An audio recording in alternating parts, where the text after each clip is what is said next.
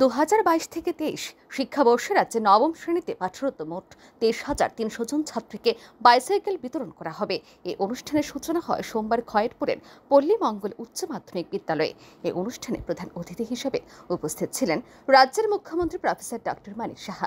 সম্মানিত অতিথি হিসেবে উপস্থিত ছিলেন স্থানীয় বিধায়ক রতন চক্রবর্তী। বিশেষ অতিথি হিসেবে উপস্থিত ছিলেন শিক্ষা দপ্তরের সচিব রাভাল হেমেন্দ্র কুমার, পুরাতন আগরতলা পঞ্চায়েত সমিতির চেয়ারপারসন ঝর্ণা রানী দাস সহ অন্যান্যরা।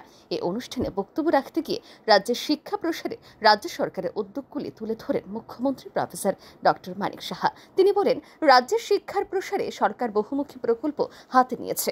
এর মধ্যে অন্যতম বাইসাইকেল বিতরণ। পাশাপাশি সরকার মহিলাদের এগিয়ে নিয়ে যাওয়ার ক্ষেত্রেও বিভিন্ন উদ্যোগ গ্রহণ করেছে বলে জানান মুখ্যমন্ত্রী। তিনি জানান, সরকারি চাকরিতে মহিলাদের জন্য 33% সংরক্ষণ ব্যবস্থা করা হয়েছে। লাখপতি দিদি প্রকল্পে 83,000 মহিলাকে লাখপতি দিদি করা হয়েছে।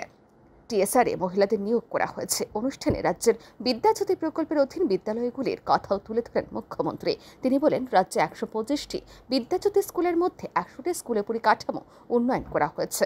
বিদ্যাজ্যোতি প্রকল্পের অধীন বিদ্যালয়গুলিতে নিয়োজিত শিক্ষকদের সিবিএসসির মাধ্যমে পড়ানোর জন্য প্রশিক্ষণ দেওয়া হয়েছে।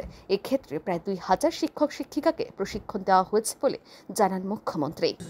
বলছে 125টি সরকারি যে বিদ্যালয় আমরা বিদ্যাজ্যোতি প্রকল্পের অধীনে রয়েছে, সেগুলোকে আরও বেটার যাতে করা যায় সেই ব্যবস্থা আমরা করছি।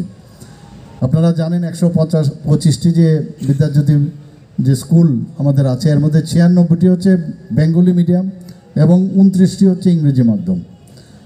তো এইগুলো কিন্তু সিবিএসসির আওতাধীন। তো সেইগুলো আমাদের আরও বেশি যাতে তার ইনফ্রাস্ট্রাকচার থেকে শুরু করে সব দিকে ডেভেলপ করা যায়, সেই কাজগুলো আমরা করছি।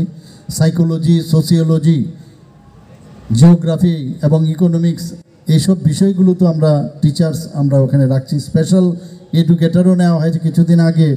আমরা ক্যাবিনেটের মধ্যে স্পেশাল এডুকেটর নেওয়ার জন্য তার ব্যবস্থা আমরা করেছি। তাছাড়া যোগব্যায়াম, গান, আর্ট ইত্যাদি বিষয়েও প্রয়োজনীয় শিক্ষক নেওয়া হয়েছে।